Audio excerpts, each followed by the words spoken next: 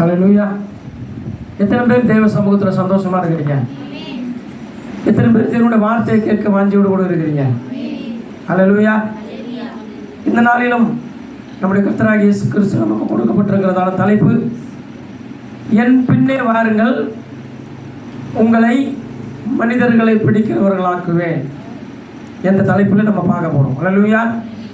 என் பின்னே வாருங்கள் என்று சொல்லி உங்களை மனிதர்களை பிடிக்கிறவராக்குவேன் என்று சொல்லி தேவன் அழைத்தார். யாரை அழைத்தார்? பேதுருவை, அநேக சீஷர்களை அவர் அழைத்தார். ஆமென். அவர்களை அழைத்ததை போல நம்மையும் தேவன் அழைத்திருக்கிறார். ஹல்லேலூயா.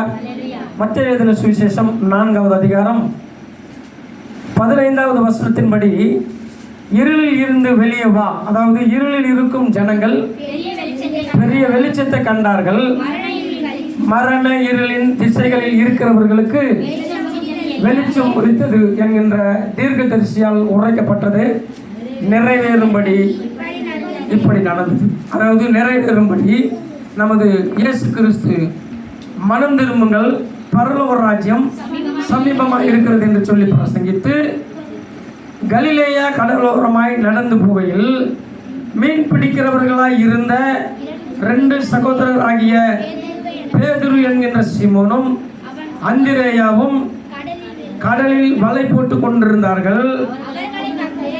அவர்களை கண்டு, என் பின்னே வாருங்கள், உங்களை மனுஷரை பிடிக்கிறவர்களாக்குவேன் என்றார். ஹல்லேலூயா.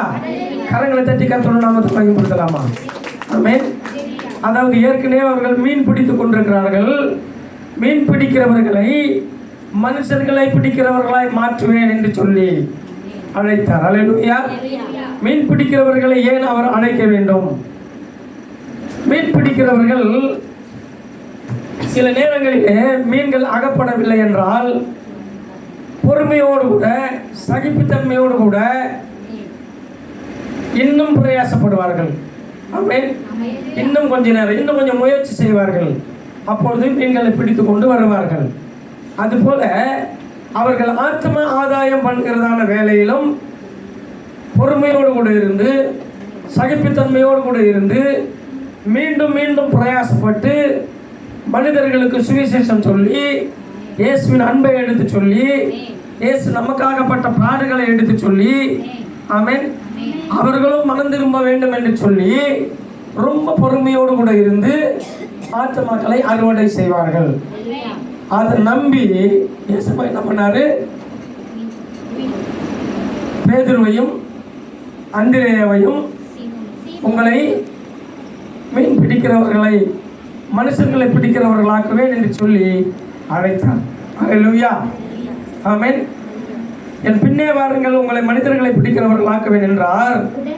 உடனே அவர்கள் வலைகளை விட்டு அவருக்கு பின் சென்றார்கள். ஹல்லேலூயா. எத்தனை பெரிய ஒரு கீழ்ப்படிதல். ஆமென். கீழ்ப்படிதல் தான் கிறிஸ்டியானிட்டியினுடைய பேசிக். ஹல்லேலூயா. அப்ப அன்றைய காலகட்டத்தில் இப்படி அநேகரை அழைத்த தேவன், ஆமென், இன்றைய காலகட்டத்திலேயும் நம்மையும் அழைத்திருக்கிறார். எத்தனை பேர் உணர்வு அடைகிறீங்க? எதுக்கு நம்மை அழைத்திருக்கிறார் தேவன்? சபையில் வந்து சும்மா சத்தியத்தை கேட்டு போகிறதுக்காகவா?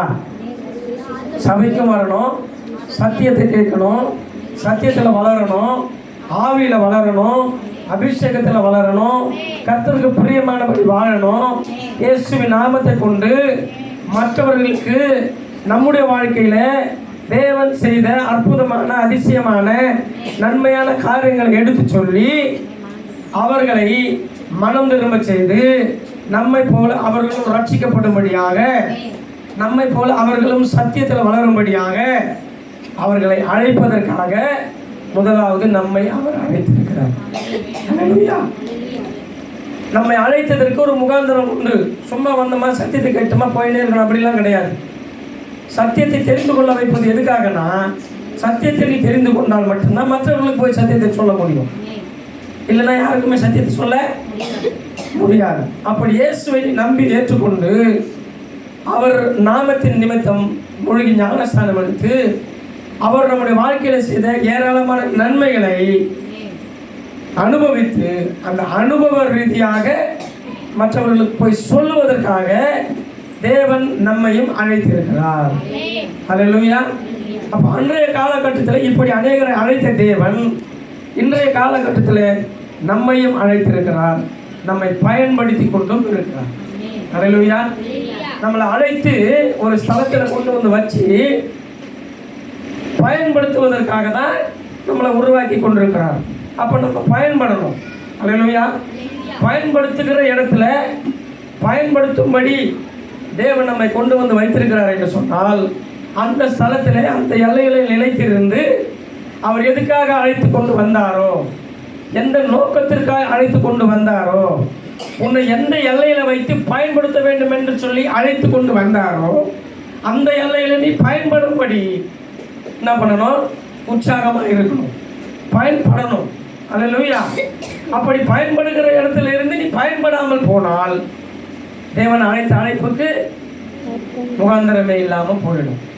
அவர் முகாந்திரத்தோடு தான் அழைத்தார், உன்னை பயன்படுத்த வேண்டும் என்று சொல்லி தான் அழைத்தார். ஆமென். அப்படி நீ பயன்பட வேண்டும் என்று சொல்லி அழைத்த அழைப்பிலே இருக்கப்பட்ட ஸ்தலத்திலே நீ இருந்து பயன்பட வேண்டும். அல்லேலூயா. திசை மாறி போகும் பொழுது பயன்பட முடியாமல் போய்விடும். அல்லேலூயா. அப்போ நம்ம எதற்காக அழைக்கப்பட்டோம் என்கின்ற அந்த கான்செப்டை உணர்ந்தவர்களாய், அறிந்தவர்களாய், தேவனுடைய அழைப்பை தெரிந்தவர்களாய். அல்லேலூயா. ஏற்கனவே சிலர் ரட்சிக்கப்பட்டு தான் இருப்போம், ஏற்கனவே வேறு சபைகளில் இருந்திருப்போம், அங்கெல்லாம் பயன்பட முடியாமல் இருந்திருக்கும். ஆனால் அவர் பயன்படும்படி ஒரு ஸ்தலத்தை தெரிந்து கொண்டு வேறொரு எல்லையிலிருந்து பிரித்தெடுத்து கொண்டு வந்து வச்சு பயன்படுத்த விரும்புகிறார் என்று சொல்லி பார்க்கும் பொழுது அதை நாம் சரியாய் அனலைஸ் பண்ணி அதன்படி நாம் நடக்கவில்லை என்று சொன்னால் வேறொரு ஸ்தலத்திலிருந்து இந்த ஸ்தலத்துக்கு வந்ததே வேஸ்ட். அல்லேலூயா. அது நானாக இருந்தாலும் சரி, மற்றவர்கள் யாராக இருந்தாலும் சரி. அப்போ அழைத்த அழைப்பிலே நிலைத்திருந்து கொடுக்கப்பட்ட ஸ்தலத்திலே பயன்படுகிற ஸ்தலத்திலே தேவன் பயன்படுத்தும் விதமாக இருக்கும் பொழுதுதான் அவர் நம்ம எந்த நோக்கத்திற்காக அழைத்தாரோ அந்த நோக்கம் அப்படியே நிறைவேறும். அல்லேலூயா. அல்லேலூயா. கர்த்தருடைய பரிசுத்த நாமம் மகிமைப்படுவதாக. ஆமென். அப்போ தேவன் பயன்படுத்தி விரும்புகிறார். ஏற்கனவே அப்போஸ்தலர்களை, சீஷர்களை பயன்படுத்தி இருக்கிறார். அவர்கள் மூலமாக அநேகர் ரட்சிக்கப்பட்டு இயேசுவை சொந்த ரட்சகனை ஏற்றுக்கொண்டு ஊழியங்களையும் செய்து தேவ சித்தத்தை நிறைவேற்றினார்கள். அதுபோல இன்றைய காலகட்டத்தில் தேவனால் அழைக்கப்பட்ட நாம் அழைத்த அழைப்பில் நிலைத்திருக்கும் பொழுது இன்னும் அநேகரை நாம் ஆயத்தப்படுத்தி அவர்களை உருவாக்கி அவர்களும் தேவனுக்கு பயன்படுகிறவர்களாய் என்ன பண்ணணும்? அவர்களை பயன்படுத்தணும்.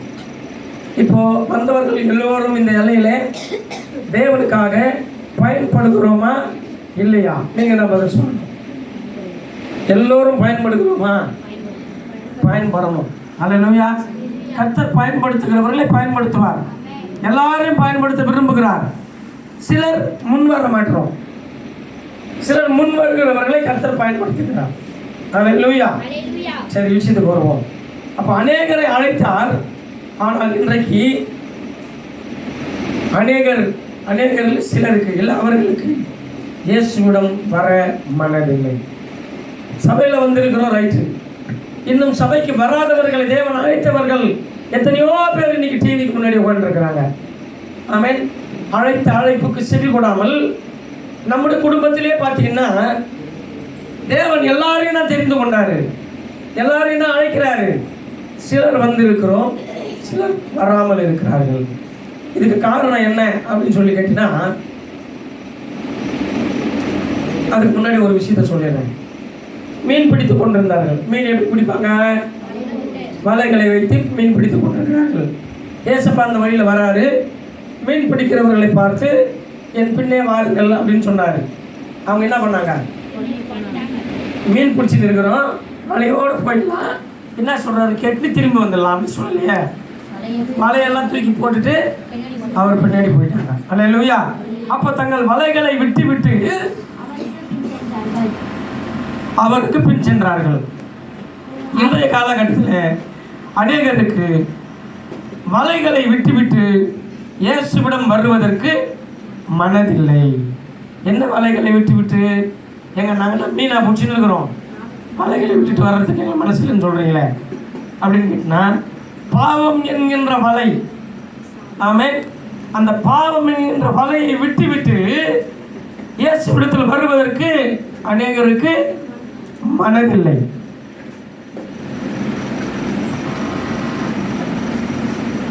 அல்லேலூயா. தங்கள் வலைகளை விட்டு விட்டு வருவதற்கு மனதில்லை. அதில் அநேக வலைகள் இருக்கிறது.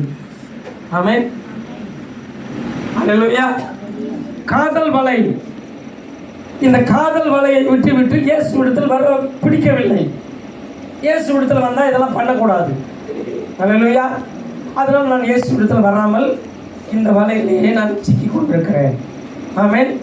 காதல் வலை, காம வலை, இச்சை என்கிற வலை, ஆசை என்கிற வலை, விக்கிரகம் என்கின்ற வலை, போதை வஸ்துக்கள் என்கின்ற வலை, மது, மாது, சூது. அல்லேலூயா. மது என்றால் குடிப்பழக்கம், மாது என்றால் பெண் அடிமை, சூது என்றால் சீட்டாட்டம். அல்லேலூயா. இப்படி போன்ற வலைகளை விட்டு அநேகருக்கு வெளியே வர விருப்பம் இல்லை. காரணம் என்னவென்றால், இவைகளை விட்டு விட்டு வந்தால் ஜாலியாக இருக்க முடியாது. என்ன இருக்க முடியாது? சபைக்கு போய் சத்தியத்தை கேட்டு பரிசுத்தமாக வாழணும். ஏன்னா இயேசு பரிசுத்தமானது. அதுபோல் நம்மளும் பரிசுத்தமாக வாழ வேண்டிய சூழ்நிலை ஆகிடும். ஜாலியாக இருக்க முடியாது. அதனால் இயேசுவிடத்தில் வருவதற்கு அநேகருக்கு பிடிக்கவில்லை. இயேசுவிடத்தில் வந்தால் குடிக்கக்கூடாது. அதனால் போகாமல் இருந்து குடிச்சிக்கிட்டே இருந்து காலத்தை கழிச்சலாம்னு சொல்லி நிறைய பேர் நினைக்கிறாங்க. அல்லேலூயா. உண்மையிலேயே இயேசப்பா கிட்ட வந்தால் செம ஜாலியாக இருக்கலாம். ஆமென். அந்த ஜாலியை நான் அனுபவித்துக் கொண்டிருக்கிறேன். அதனால சொல்றேன். அல்லேலூயா. ஆமென். இயேசு எனக்குள்ள வந்தப்போ உதவாதவனாய் இருந்தேன், என்னை உதவுகிறவனாய் மாற்றினார். எப்போ? இயேசு எனக்குள்ள வந்த பிறகு என்னை உதவுகிறவனாய் மாற்றினார். அதுக்கு முன்னாடி யாருக்கும் பிரயோஜனம் இல்லாமல் உதவாக்கரை என்று சொல்லுகிற அளவுக்கு இருந்தேன். இயேசு எனக்குள்ள வந்த பொழுது இன்றைக்கு அநேகருக்கு பயனுள்ள பாத்திரமாய் வைத்துக் கொண்டிருக்கிறார். இது எனக்கு மாத்திரமா பொருந்தது? இங்க இருக்கிற எல்லாருக்குமே பொருந்தது. கரங்களை தட்டி கர்த்தருடைய நாமத்தை பயன்படுத்தலாம். அல்லேலூயா. அப்போ இன்றைக்கு அநேகர் சொல்லுகிற காரணம், இவைகளை விட்டு விட்டு வந்தால் ஜாலியாக இருக்க முடியாது, தன் இஷ்டத்துக்கு ஆட்டம் போட முடியாது, தன் இஷ்டம் போல வாழ முடியாது என நினைச்சு சாத்தானுடைய வலையில சிக்கி கொண்டிருக்கிறார்கள். ஆமென். வலைகள் அப்படின்னு சொல்லி பார்க்கும்போது நிறைய கான்செப்ட் இருக்கு. அல்லேலூயா. ஆரம்ப காலத்தில் சீஷர்கள், அன்றைய காலத்தில் சீஷர்கள் மீன் பிடிக்கிற தங்கள் வலைகளை மாத்திரம் விட்டு விட்டு வரல, வலை நிறைய மீன்களையும் விட்டு விட்டு வந்தாங்க. அல்லேலூயா. வெறும் வலை இருந்துச்சுன்னா கவனிங்க, வெறும் வலையை தூக்கி போட்டு வர்றது ஈஸி, கரெக்டு தானே? வலையை போட்டு பயங்கரமான மீன் எக்கச்சக்கமாக மாட்டிக்கிச்சு. கூப்பிடுறாரு, பிடிச்ச மீன் கரையில் எடுத்து வச்சுட்டு அப்படியே விட்டு வர தோணுமா யாருக்காவது? அதை விற்று காசு ஆக்கி பலன் அனுபவிச்சுட்டு அதுக்கப்புறமா வரணும்னு சொல்கிறவங்க நிறைய பேர் இருப்பாங்க. அல்லேலூயா. ஆனால் இந்த சீசர்கள் என்ன செஞ்சாங்கன்னா, எனக்கு இயேசு தான் பெருசு, மீன் பெருசு கிடையாது. ஆமென். என்னை வாழ வைக்கிறவர் என்னை அழைக்கிறார். ஆமென். அதனால அந்த மீன் பிடிச்சி வாழணும்னு எனக்கு அவசியம் இல்லை. ஒரு காலத்தில் இந்த மீனை பிடிச்சி விட்டு அதன் மூலமாக என் வாழ்க்கையை நடத்தி கொண்டிருந்தேன். இப்போ எனக்கு இந்த வலையும் தேவையில்லை, இந்த மீனும் தேவையில்லை. என்னை வாழ வைக்கிறவர் என்னை கூப்பிடுறாரு. அவர்கிட்ட போயிட்டு எதுவுமே தேவையில்லை, அவர் சகலத்தையும் பார்த்துக்குவார். அல்லேலூயா. அதனால் அப்படியே விட்டுட்டு வந்தாங்க. ஆனால் நம்ம ஆளுங்க நிறைய பேர் என்ன பண்ணுறாங்கன்னா,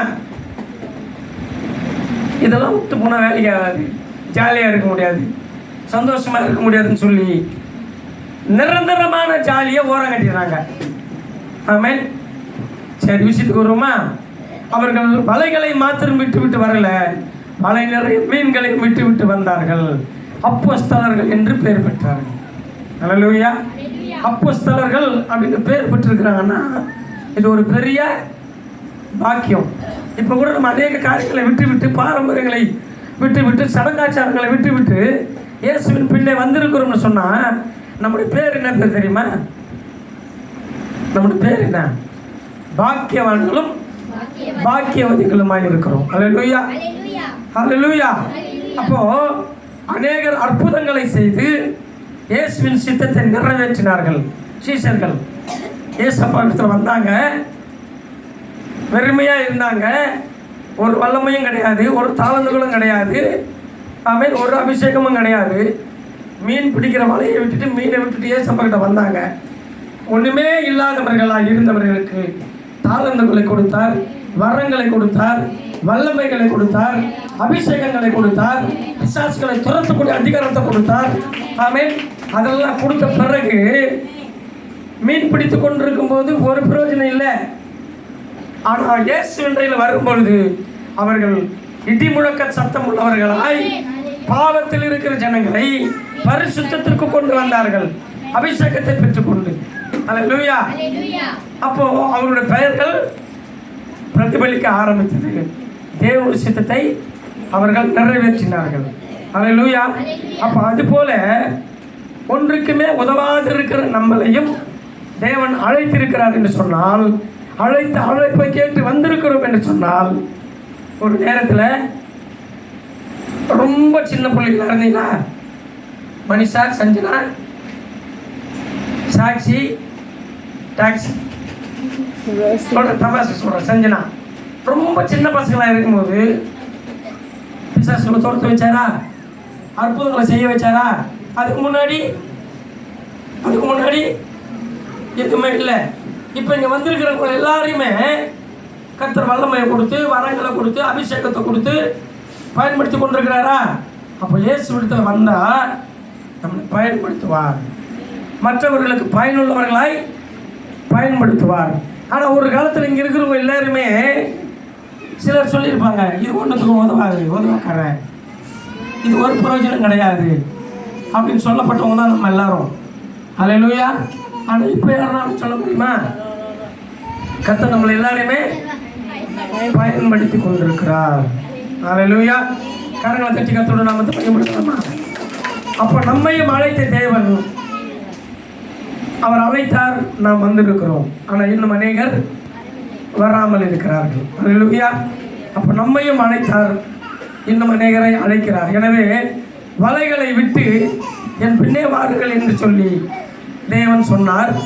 அப்பொழுது அவர்கள் வலைகளை விட்டுவிட்டு அவருக்கு பின் சென்றார்கள். ஆமென். இப்பொழுது கூட ஏசப்பா நம்மளை பார்த்து என்ன சொல்றாருன்னா, சபையில தான் இருக்கிறோம், சத்தியத்தை தான் கேட்டுட்டு இருக்கிறோம், ஆனால் இன்னும் சில பாவ வலைகள் நமக்குள்ள இருக்கிறது. பாவமே என்கிட்ட இல்லைன்னு சொல்றோம். யாருன்னா இருக்கிறோமா? அப்படி நம்ம ஒரு வேளை சொன்னோமானா நம்மை நாமே வஞ்சிக்கிறவர்களாய் இருப்போம். அதனால பாவம் என்கிட்ட இல்லைன்னு சொல்லவே முடியாது. அப்போ நம்ம என்ன செய்யணும்? வெளியே வரணும். எங்க வெளியே வரணும்? சபையை விட்டு வெளியே வரணுமா? பாவத்தை விட்டு வெளியே வரணும். அல்லேலூயா. அப்ப தேவன் அழைக்கிறார். எப்படி அழைக்கிறார்? வெளியே வா நண்பா, வெளியே வா, உன் பாவ வழியை விட்டு நீ வெளியே வா. வெளியே வா நண்பா, வெளியே வா, உன் பாவ வழியை விட்டு நீயோ வெளியே வா. மரித்த லாசரு வெளியே வந்தார் கல்லறையை விட்டு, உனக்காய் அழுவும் இயேசுவிடம் பாவத்தை விட்டு.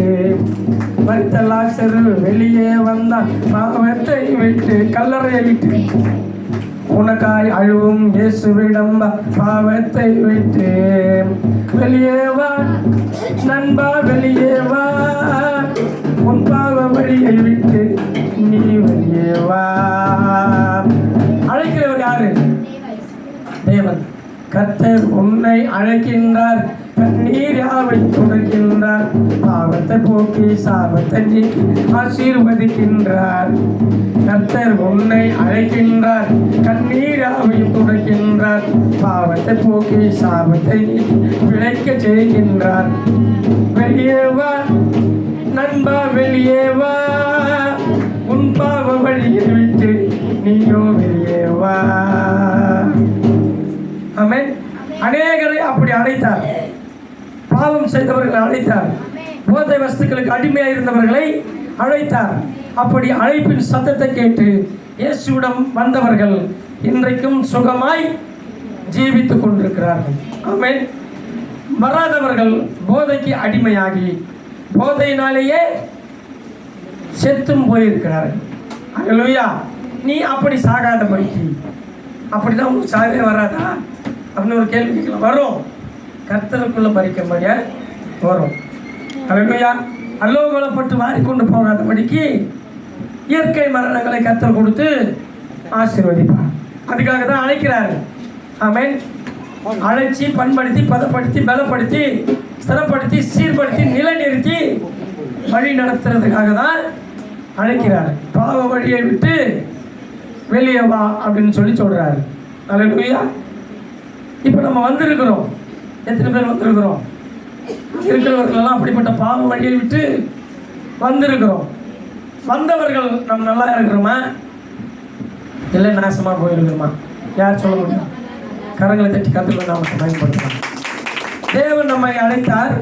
அவர் சத்தத்தை கேட்டு வந்தவர்களாகிய நாம் நிச்சயமாகவே ஆசீர்வாதமாய் நலமுடனும் இருக்கிறோம். அல்லேலூயா. அழைக்கும் பொழுது இந்த அப்போஸ்தலர்கள் வெளியே வந்தார்கள். அல்லேலூயா. லூக்கா 5:1-11 வரைக்கும் வாசிப்போம். அவர் கெனசரேத்து கடலருகே நின்றபோது தேவ வசனத்தை கேட்கும்படி அநேக ஜனங்கள் அவரை நெருக்கினார்கள். அப்பொழுது கடற்கரையில் நின்ற 2 படகுகளை கண்டார். மீன் பிடிக்கிறவர்களை அவைகளை விட்டு இறங்கி வலைகளை அலசி கொண்டிருந்தார்கள். அப்பொழுது அந்த படகுகளில் இருந்த ஒன்றில் ஏறினார். அது சீமோனுடையதாக இருந்தது. அதை கரையில் இருந்து சற்றே தள்ளும்படி அவனை கேட்டுக்கொண்டு அந்த படவில் உட்கார்ந்து ஜனங்களுக்கு போதகம் பண்ணினார். ஏசப்பா என்ன பண்ணாரு? ஜனங்களுக்கு போதகம் பண்ணாரு. அல்லேலூயா. அப்போ எங்கிருந்து போதகம் பண்ணாரு? கடற்கரையில் நின்று கொண்டிருந்தார். ஜனங்கள் அவரை நெருக்கினார்கள். அங்கே 2 படகுகள் இருந்தது. அந்த படகு ஒன்றிலே அவர் ஏறினார். ஏறின உடனே என்ன சொன்னார்? கரையில் இருந்த படகை சற்றே உள்ளே தள்ளும்படி, வெளியே கொண்டு வர சொல்லலை. கடலுக்கு வெளியில கரையில் இருந்த அந்த படகை சற்றே தண்ணீருக்குள்ள கடலுக்குள்ள சற்றே உள்ளே தள்ளும்படி கேட்டுக்கொண்டார். ஆமென். அப்படி சற்றே தள்ளும் பொழுது அந்த படவில் இருந்து அவர் ஜனங்களுக்கு போதகம் பண்ணினார். சத்தியமான வார்த்தைகளை கேட்டு ஜனங்கள் சுகத்தை பெற்றுக்கொண்டார்கள், ஆரோக்கியத்தை பெற்றுக்கொண்டார்கள். ஆமென். எழுப்புதலை பெற்றுக்கொண்டார்கள். அது மாத்திரம் இல்லாமல் ஆவிக்குரிய மன்னா சாப்பிட்டது மாத்திரம் இல்லாமல் அநேகருக்கு அப்பங்களையும் கொடுக்கும்படி சாப்பிடும்படி அனுக்கிரகம் செய்தார். அல்லேலூயா. அப்போ அந்த படகை சற்றே தள்ளு அப்படின்னு சொன்னார். என்ன சொன்னார்? சற்று தள்ளு அப்படின்னு சொன்னார். முதல்ல பாவத்தை விட்டு வெளியே வா, மீன் பிடிக்கிற வேலையை விட்டுட்டு வெளியே வா, மனிதர்களை பிடிக்கிறவராக்கவேன்னு சொன்னார். அதன் பிறகு வந்த பேதர்கிட்ட உன்னுடைய படகை சற்றே உள்ளே தள்ளு, தண்ணீருக்கு தள்ளு, கடலில் தள்ளுன்னு சொன்னார். அல்லேலூயா. சற்றே தள்ளுன்னு சொல்லிட்டு அதில் ஏறி உட்கார்ந்துக்கிட்டு போதகம் பண்ணி கொண்டிருந்தார். அல்லேலூயா. அப்போ சற்றே தள்ளுன்னும் போது அவன் கீழ்ப்படிந்து வாழ்க்கை படகை சற்றே தள்ளினான். அப்படி தள்ளும்போது என்ன ஆச்சுன்றத பிறகு சொல்கிறேன். இப்போ நம்மை பார்த்து நம்முடைய கர்த்தராகிய இயேசு கிறிஸ்து நம்முடைய வாழ்க்கை படகை, இந்த படகை பேதுருக்கிட்ட சொன்னார். சீமோன் பேதுருக்கிட்ட சொன்னார், நிஜமான படகை கொஞ்சம் சற்றே தள்ளு, தண்ணீருக்குள்ளே தள்ளு, நான் அதில் மிதந்துக்கிட்டு அதில் உட்காந்துக்கிட்டு நான் போதகம் பண்ண விரும்புகிறேன் நான் சொல்லி நிஜமான ஒரு படகை சற்றே தள்ளும்படி சொன்னார். நம்மக்கிட்ட தேவன் என்ன சொல்கிறாருன்னா, உன்னுடைய வாழ்க்கை படகை சற்றே தள்ளு. எங்கே தள்ளு? நிஜமான படகை, உலக பிரகாரமான படகை சற்று ஆழத்தில் தள்ளும்படி கேட்டுக்கொண்டார். ஆமென். அது பிரயோஜனப்படும்படி கேட்டுக்கொண்டார். நம்முடைய வாழ்க்கை படகை எங்கே தள்ள சொல்கிறாருன்னா, பரிசுத்தத்துக்குள்ளே தள்ள சொல்கிறாரு. ஆமென். கரையிலிருந்து படகு உள்ளே எப்படி தள்ள சொல்றாரோ அது போல நம்முடைய வாழ்க்கை என்னும் படகு, பாவத்தில் வாழ்ந்து கொண்டிருந்த நம்முடைய வாழ்க்கை என்னும் படகை சற்றே உள்ளே தள்ளு, பரிசுத்தத்துக்குள்ளே தள்ளுன்னு சொல்றாரு. அப்ப நம்ம பரிசுத்தத்துக்குள்ளே தள்ளப்படணும். அப்படி தள்ளப்பட்டா என்ன நடக்கும் அப்படின்னா, உலக பிரகாரமான படகை சற்றே தள்ளினாங்க. அதில் ஏறி அவர் அமர்ந்து கொண்டு அநேக ஜனங்களுக்கு போதகம் பண்ணினார். அநேக ஜனங்கள் ரட்சிக்கப்பட்டார்கள், நன்மைகளை பெற்றுக்கொண்டார்கள், ஆசீர்வாதங்களை பெற்றுக்கொண்டார்கள். அப்படியாக நம்ம அநேகரை அழைத்து உன்னுடைய பாவமான வாழ்க்கை படகை சற்றே பரிசுத்தத்துக்குள்ளே தள்ளு, நான் உன்னை கழுவ விரும்புகிறேன், நான் உன்னை சுத்தப்படுத்த விரும்புகிறேன், நான் உன்னை ஸ்திரப்படுத்த விரும்புகிறேன், நான் உன்னை பயன்படுத்த விரும்புகிறேன் என்று சொல்லி உன் வாழ்க்கை படகை சற்றே பரிசுத்தத்துக்குள்ள தள்ளுன்னு சொல்லும் பொழுது தள்ளினவர்களை கர்த்தர் பயன்படுத்தி கொண்டிருக்கிறார். கரங்களை தட்டும். பயன்படுத்தி கொண்டிருக்கிறவர்களை. அல்லேலூயா. எவ்வளவு பேர், எத்தனை பேர் தன்னுடைய வாழ்க்கை படகை அவர் சொல் பேச்சு கேட்டு கீழ்ப்படிந்து பரிசுத்தத்துக்குள்ளே தள்ளினார்களோ அவர்கள் எல்லாரையும் கர்த்தர் பயன்படுத்தி கொண்டிருக்கிறார். ஆமென். அப்ப சற்றே தள்ளு. ஆமென். மலைகளை அலசி கொண்டிருப்பவர்களை பார்த்து படகை சற்றே உள்ளே தள்ளும்படி கேட்ட தேவனாகிய கர்த்தராகிய இயேசு கிறிஸ்து நம்மையும் பார்த்து உங்கள் மனதில் இருக்கும் பாவங்களை அலசி பாவ கரையிலிருந்து விடுதலையை பெற்றுக்கொண்டு பரிசுத்தத்துக்கென்று சற்று தள்ளும்படி கேட்கிறார். பிரியமானவர்களே, இப்பொழுதும் கூட நாம் பரிசுத்தவான்கள் கிடையாது, பரிசுத்தமாவதற்கு முயற்சித்துக் கொண்டிருக்கிறோம். அதனால் இப்பொழுது கூட இந்த சத்தத்தை கேட்கிற வேளையில் நம்ம வாழ்க்கை படகை பரிசுத்தத்துக்கு உள்ளே தள்ளும் பொழுது இன்னும் அதிகமாய் பரிசுத்தப்படுத்தி கர்த்தர் நம்மை பயன்படுத்துவார். அவர் எப்படி போதகம் பண்ணினாரோ அதே போல நம்மையும் போதகம் பண்ணுகிறவர்களாய் வைப்பார். அதுக்காக தான் அழைத்து கொண்டு வந்து சற்றே தள்ளு, உன் வாழ்க்கை படகை சற்றே தள்ளு, அதில் நான் ஏறி அமர்ந்து கொண்டு உனக்குள்ள இருந்து வாழ்ந்து கொண்டு உன்னுடைய வாயை கொண்டு நான் பேசுகிறேன், அதனால் நீ பரிசுத்தத்துக்கென்று உன் வாழ்க்கை படகை சற்றே தள்ளு என்று அநேகரை பரிசுத்தத்துக்குள்ளே தள்ளி கொண்டிருக்கிறார். ஆமென். அப்படி பரிசுத்தத்துக்கென்று வாழ்க்கை படகை தள்ளினவர்களை கர்த்தர் பயன்படுத்தி கொண்டிருக்கிறார், பயன்படுத்தி கொண்டிருக்கிறோம். அல்லேலூயா. அப்ப பயன்படுத்த வேண்டும் என்று தேவன் சொல்லினவர்கள் பயன்பட வேண்டும். இப்போ மோனிசாவை எடுத்து கர்த்தர் பயன்படுத்த வேண்டும் என்று நினைக்கிறார்னு வச்சுப்போம். மோனிசா பயன்படணும். அல்லேலூயா. மோனிசா பயன்பட வேண்டிய இடத்துல சஞ்சனாவை கூப்பிட்டு வந்து விட்டுட்டா மோனிசாவுக்கு கொடுக்கப்பட்ட தாளந்து புதையுது. ஆமென். அல்லேலூயா. ரோசிக்கு கொடுக்கப்பட்ட ரோசி எந்த இடத்துல பயன்படுத்த வேண்டும் என்று தேவன் உருவாக்கி வச்சிருக்கிறாரோ அந்த இடத்துல ரோசி பயன்பட வேண்டும். பயன்பட வேண்டிய ரோசி வேறு ஒருவரை கொண்டு பயன்படுத்தினால் அப்போ தேவன் பயன்படுத்த நினைக்கிறார், ஆனால் மாம்சீகமாக நாம் வேறொருவரை பயன்படுத்தி கொண்டிருக்கிறோம். அல்லேலூயா. அப்போ தேவன் பயன்படுத்துகிற எண்ணத்தை ஓரங்கட்டி விட்டு மாம்சீகமாய் நமக்கு கொடுக்கப்பட்ட அந்த தாளந்தை நாம் வேறொருவருக்கு கொடுத்து விடுகிறோம். அப்போ தேவன் நமக்கு கொடுத்த தாளந்தை மிஸ் பண்ணுறோம். அல்லேலூயா. அதனால் தேவனுடைய அந்த படகுல தேவன் உட்கார்ந்து போதகம் பண்ணினார். அநேகர் ரட்சிக்கப்பட்டார்கள், அநேகர் சுகத்தை பெற்றுக்கொண்டார்கள், அநேகர் ஆசீர்வதிக்கப்பட்டார்கள். ஆமென். அப்போ கர்த்தர் வாழ்க்கை என்கின்ற படகுல பரிசுத்தத்துக்குள்ளே நம்மை உள்ளே தள்ளி அந்த எல்லையிலிருந்து அவர் நம்முடைய வாயோடு கூட வாயாயிருந்து பரிசுத்த ஆவியானவர் மூலமா உன்னை எடுத்து நான் பயன்படுத்த விரும்புகிறேன், நீ போதகம் பண்ணு என்று சொல்லும் பொழுது நாம் தான் போதகம் பண்ண வேண்டும். ஆமென். அப்பொழுது கர்த்தர் நியமித்த திட்டம் அப்படியே ஆமென்றும் ஆமென் என்றும் நிறைவேறும். இதை விட்டுட்டு கர்த்தர் இந்த எல்லையில் நம்மை பயன்படுத்த நம்மை உருவாக்கி வைத்துக் கொண்டிருக்கிறார் என்று சொல்லும் பொழுது நாம் மானசீகமாய் அதை வேறொருவருக்கு கொடுக்கிறோம் என்று சொன்னால் நாம் பயன்படாமல் போய்விடுகிறோம். தேவனுடைய சித்தத்தை நிறைவேற்றாமல் போய்விடுகிறோம். பரிசுத்தத்துக்கென்று நம்முடைய வாழ்க்கை படகை தள்ளினதும் வேஸ்டாக போயிடுது.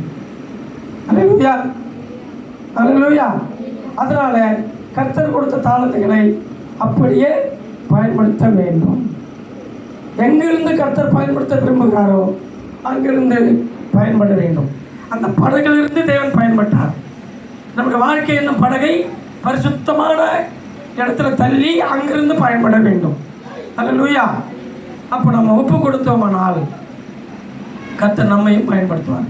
சற்றே தள்ளும்படி கர்த்தர் கேட்கிறார், உன் மனம் என்னும் படகை அவருக்கு கொடுத்தால் அவர் அதில் வாசம் பண்ணி நம் மூலமாய் ஜனங்களுக்கு போதிப்பார். எத்தனை பேர் புரியுது? நம்ம மூலமாக ஜனங்களுக்கு போதிப்பார். ஒப்பு கொடுப்பாயா?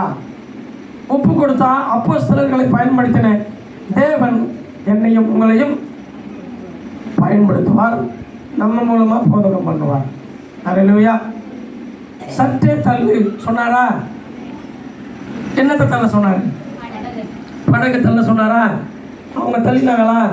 தள்ளின பிறகு என்ன ஆச்சுன்னா நிறைய மீன்களை பிடிச்சாங்க. அல்லேலூயா. அவர் போதகம் பண்ணி முடித்த பின்பு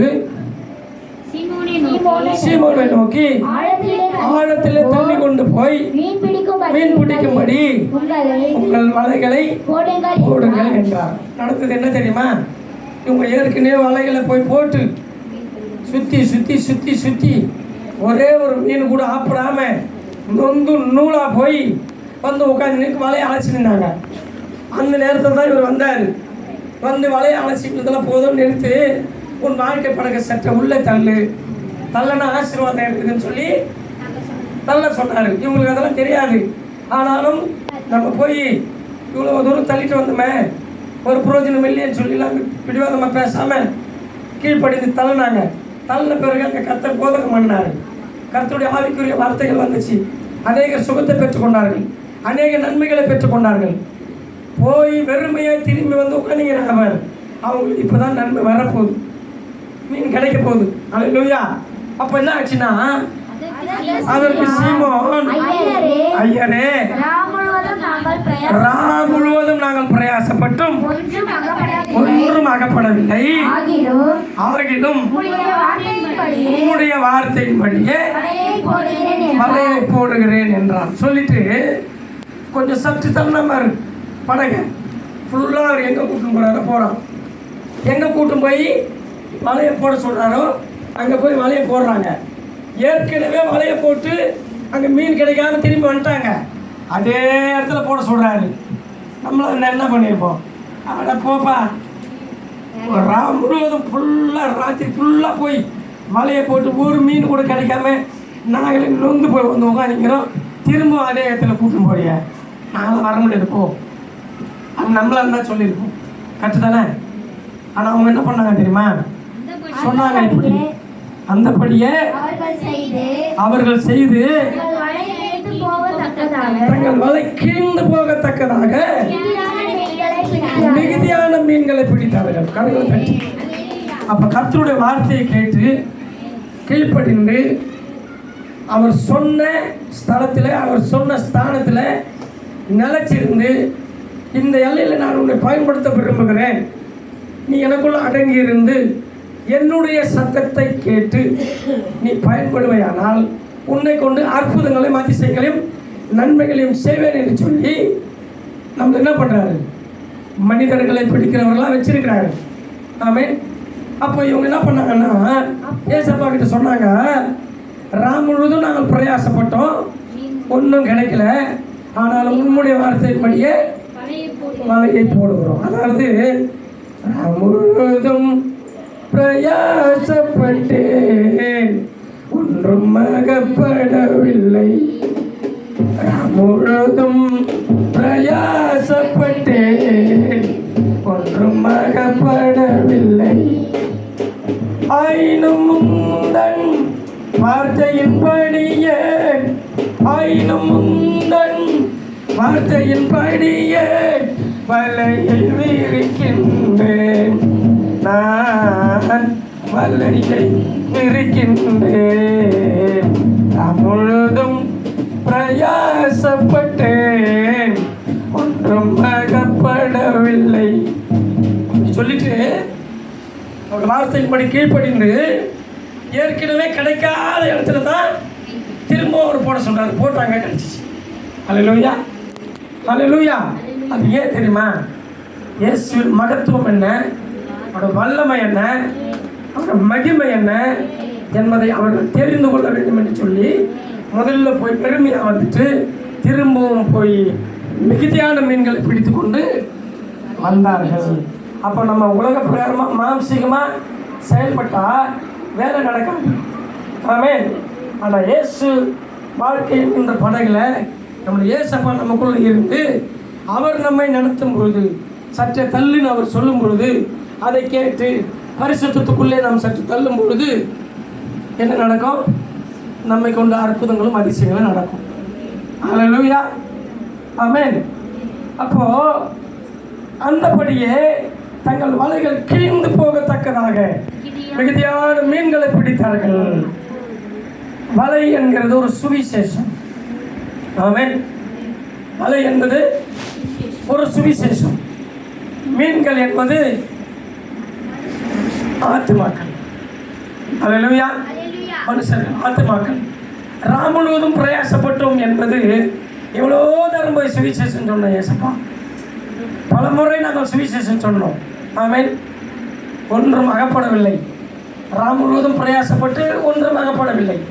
நாள் முழுவதும் ஒவ்வொரு நாளும் பிரயாசப்பட்டும் ஒருத்தரும் ரட்சிக்கப்படவில்லை.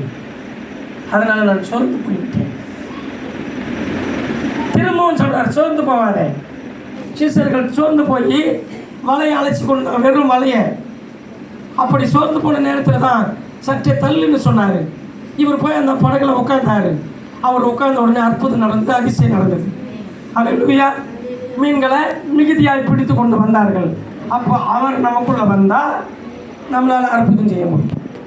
அவர் நமக்குள்ள இருந்தால் நம்மளால் அதிசயங்களை செய்ய முடியும். அவர் நமக்குள்ள இருந்தால் நோய் நொடிகளை குணமாக்க முடியும். அவர் நமக்குள்ள இருந்தால் பிசாசுகளை துரத்த முடியும். அப்போ நம்ம என்ன பண்ணணும்?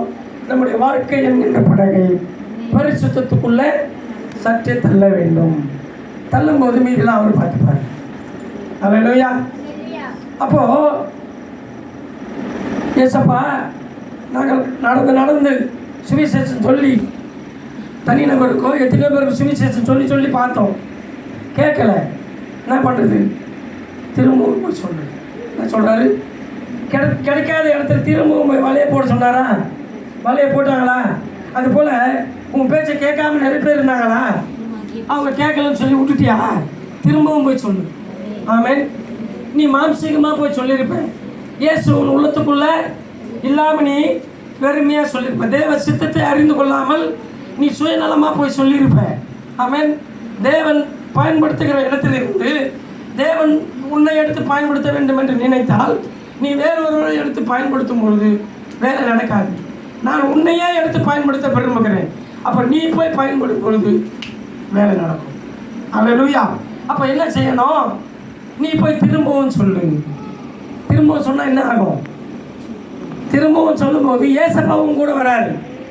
நீ தேவ சித்தத்தின்படி போய் சொல்கிற. முதல்ல மாம்சிகத்தின்படி சொல்லியிருப்பேன், கேட்கல. இப்போ நான் உன் கூட வரேன், நான் உனக்குள்ளே இருக்கிறேன்.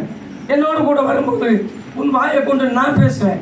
நீ ஆரம்பிச்சிரு, மாம்சிகமாக ஆரம்பித்து பேசும்போது உனக்குள்ளே இருக்கிற ஆவியானவர் பேசுவார். சத்தியத்தின் மூலமாக பேசுவார். நடந்த அதிசயத்தின் மூலமாக பேசுவார். அனுபவ ரீதியாக பேசுவார். அப்போ என்ன நடக்கும்? ரட்சிப்பு உண்டாகும். அல்லேலூயா, அல்லேலூயா. அப்போ என்ன பண்ணணும்னா அந்த வாழ்க்கை படகை சற்றே தள்ளணும். இயேசு அதில் அமரணும். இயேசுக்கு அதில் முதலிடம் கொடுக்கணும். அவர் உட்கார்ந்து உன்னை ஆளுகை செய்வார். நீ ஆட்டோமேட்டிக்காக பயன்படுவ. அப்படி நீ பயன்படும் பொழுது ரட்சிப்பு பெருகும், அற்புதங்கள் நடக்கும், அதிசயங்கள் நடக்கும். அல்லேலூயா. அப்போ ராம் முழுவதும் பிரயாசப்பட்டேன், ஒன்றும் அகப்படவில்லை. ஆயினும் உங்கள் வார்த்தையின்படியே வலையை விரிக்கிறேன். அதுபோல் ஏசப்பா நீர் சொன்னபடி உன் சித்தத்தை அறிந்து நாங்கள் போய் வலைகளை போட்டோம். கிழிந்து போகத்தக்கதாக மீன்கள் நிரம்பினது. அதுபோல் உம்முடைய வார்த்தை கேட்டு உமக்கு பிரியப்பட்டு உம்முடைய சித்தத்தை நிறைவேற்றும்படி நீர் என்னை அனுப்பும் பொழுது நான் போய் அந்த வேலையில் பேச வேண்டும் என்று நீ சித்தம் வைக்கும் பொழுது நான் போய் பேசும்பொழுது அந்த வேலை நடக்கும். நீ பேசலன்னா வேலை நடக்காது. நீ பேசும்படி உன்னை தெரிந்து கொண்டேன். நீ வேறு ஒருத்தர் பேசும்பொழுது வேலை நடக்காது. காரணம் உன்னை முன் குறிச்சிருக்கிறேன். ஆமென். நீ மாம்சீகமாக வேறு ஒருவரை முன் குறிக்கிற. ஆனால் தேவன் உன்னை பயன்படுத்த விரும்புகிறார். ஹல்லேலூயா. அப்போ நீ பயன்படும் போது நிச்சயமா அற்புதங்கள் நடக்கும். ஹல்லேலூயா. அப்போ அது போல சீஷர்கள் வார்த்தையை கேட்டு வலைகளை விரித்தார்கள், மிகுதியான மீன்களை பிடித்து கொண்டு வந்தார்கள். இதில் ஒரு என்ன விஷயம் தெரியுமா? ஃபஸ்ட்டு போனாங்க, மீனே கிடைக்கலன்னு வந்து போய் வந்துட்டாங்க. ஏசப்பா சொல்லும்போது வலையெல்லாம் கிழிந்து போகும்படி மானாவரியாக வந்துச்சு மீன், எக்கச்சக்கமான மீன் வெளியில் கொண்டு வந்து கரையில் இருந்து வந்து கொட்டுறாங்க. ஆசையாக சேர்ந்துருப்பாங்க, பயங்கரமான மீன். நல்லா விற்று ஃபஸ்ட்டு நம்மளை விட்டு வெளியே வர சொன்னார்ல, கூட்டிட்டு வந்தோம். இப்போ அவர் சொல்கிற பிரகாரம் வலையை போட்டோம், நிறைய மீன் மாட்டுச்சு. சும்மா எக்கச்சக்கமாக பணஞ்ச மாதிரி பொருணவங்கள நினச்சிருக்கலாம், கரெக்டு தானே? பிடிச்சி கொண்டு வந்து கஷ்டப்பட்டு இழுத்து வலை கிழிந்து போகிற அளவுக்கு கொண்டு வந்து வச்சு கரையில் வந்த உடனே என்ன தெரியுமா சொன்னார்? அது எல்லாத்தையும் அப்படியே விட்டுட்டு என் கூட வாங்க. எப்படி இருந்திருக்கும்? எவ்வளோ நம்மளா இருந்தால் நிறைய மனசு கஷ்டம் இருக்கும். அதுக்கு என்ன வேறு வேலை வெட்டி இல்லையா? சும்மா உட்காந்து மீன் கடிக்கலன்னு வெளியே வந்தோம், திரும்பவும் போய் மீன் பிடின்னு சொன்னார். மானாவரியான எக்கச்சக்கமான மீன் மாட்டிக்கிச்சு. அதை எடுத்துகிட்டு வந்து ஆசையாச்சு எதனா ஒன்று பண்ணலான்னு பார்த்தா, சும்மா ஒரு குழம்பு செஞ்சு சாப்பிட்டு கூட வரலான்னு பார்த்தா அதெல்லாம் ஒன்றும் தேவையில்லை, அப்படியே விட்டு வாங்குறாரு. அப்படின்னு நம்மளாம் என்ன சொல்லியிருப்போம். சீசருக்கு என்ன பண்ணாங்க? என்னவோ அவர் ஒரு திட்டம் வச்சுக்கிறாரு, அப்படியே விட்டுட்டு வெளியே வந்துட்டாங்க. அல்லேலூயா. அப்போ வந்த போது தான் அப்போஸ்தலர்கள் என்று பேர் பெற்றாங்க. அவர்கள் மூலமாய் அநேக அற்புதங்கள் அதிசயங்கள் நடந்தது. அந்த அப்போஸ்தலர் நடவடிக்கைகள் புஸ்தகத்தில் பேதுரு பேர், அந்திரேய பேர், பிலிப்பு பேர், ஸ்தேவான் பேர், எல்லார் பேரும் எழுதப்பட்டிருக்கு. அல்லேலூயா. அப்போ தேவனுடைய சித்தத்தை கேட்டு வாழ்க்கையில் என்ற படகை நாம் சற்று தள்ளி அவருக்கு பிரியமானபடி நடப்போமானால் நம்மை கொண்டு அவர் போதகம் பண்ணுவார், நம்முடைய வாயை எடுத்து பயன்படுத்துவார், அற்புதங்களையும் அதிசயங்களையும் தேவன் செய்வார். அவருடைய சித்தம் தடையில்லாமல் நிறைவேறும். அல்லேலூயா.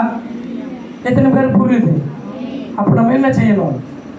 அவருடைய வார்த்தையை கேட்டு அப்படியே செய்யணும்.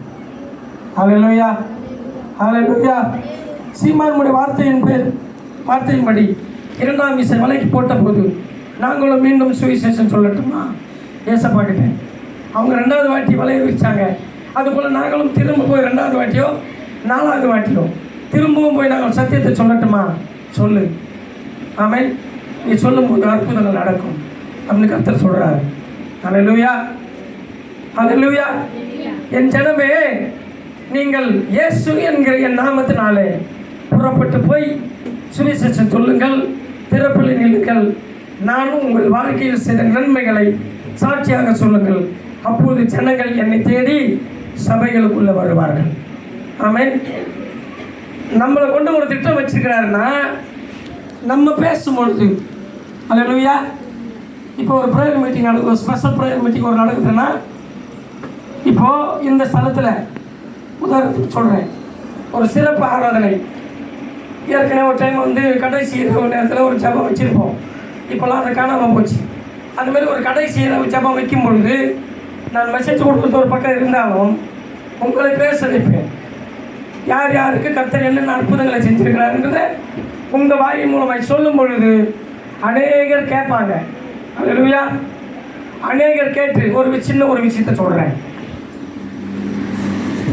முகஸ்துதிக்காக சொல்லலை, திடீர்னு எழுதல் கொடுக்குறாரு. மாரியம்மா மாமி ஒரு நாள் சபைக்கு வரல, ஞாயிறு ஆராதனை நடந்து கொண்டிருக்குது.